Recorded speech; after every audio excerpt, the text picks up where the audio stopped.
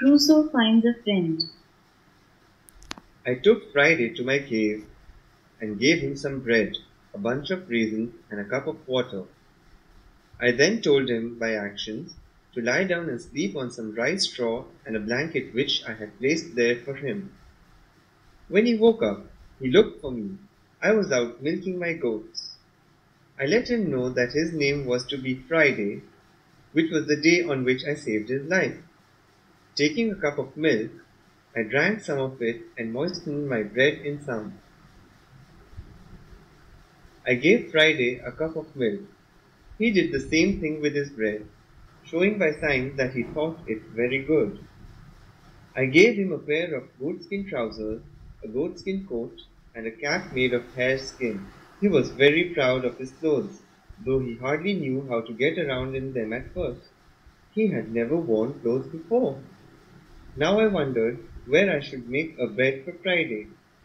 I wanted to be kind to him, and yet I wished to feel safe myself. So I made a tent for him in the space between the two fences. This tent opened by a door into my yard. The door was made to lock from the inside, and I locked it and took in my ladder every night so that Friday could not reach me. Had I known what a true friend he was to me, I should not have wanted to lock him out. After a while, Friday knew English so well that I could talk to him about anything that I wished. I told him how I happened to be on the island and how long I had been there, and what a hard time I had had at first to get food and make a home, and how lonely I had been until he came. I also taught him how to plant and harvest wheat and rice, and how to make baskets and dishes. He milked the goats every morning and evening, and made butter and cheese. One day, I took Friday to see the boats that I had made. He pointed out to the first one and said he thought that it was too small. He liked the size of the larger boat, but it was cracked and rotten. He said that we could sail over to his country in a boat of that size. So now a new boat had to be made, and this time I wished to choose a tree near the shore so that we could launch the boat without trouble. Friday picked out a good tree, for he knew much more about the trees on the island than I did. In about a month, the boat was ready, and a fine vessel it was. I asked Friday if it would work. He said, Yes, we go over in her very well. The great low wind. but I did not intend to start out in the boat as it was.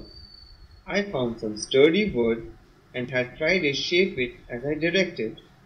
This was my mast, but what should I do for a sail? There were many pieces of old sails which I had had for 26 years, but they were mostly rotten. I looked them over carefully and found two large pieces which were quite good. These I sewed together. It took about 2 months to get the mast and sail ready. My next piece of work was the making of a rudder, which I fastened to the stern of the vessel. When the boat was all ready, I taught Friday how to use the rudder, and he became a good sailor. But we had to wait for good weather, for it was now fall. I had been on the island for 26 years. I kept this anniversary with a grateful heart. The last 3 years had been the happiest of my life here, for Friday had been a faithful and true friend to me. I had brought the boat up the creek to keep it safe from the storms, and Friday had covered it so thickly with the boughs of trees that the rain could scarcely get through at all. Then we waited for November and December, at which time we intended to start on our voyage.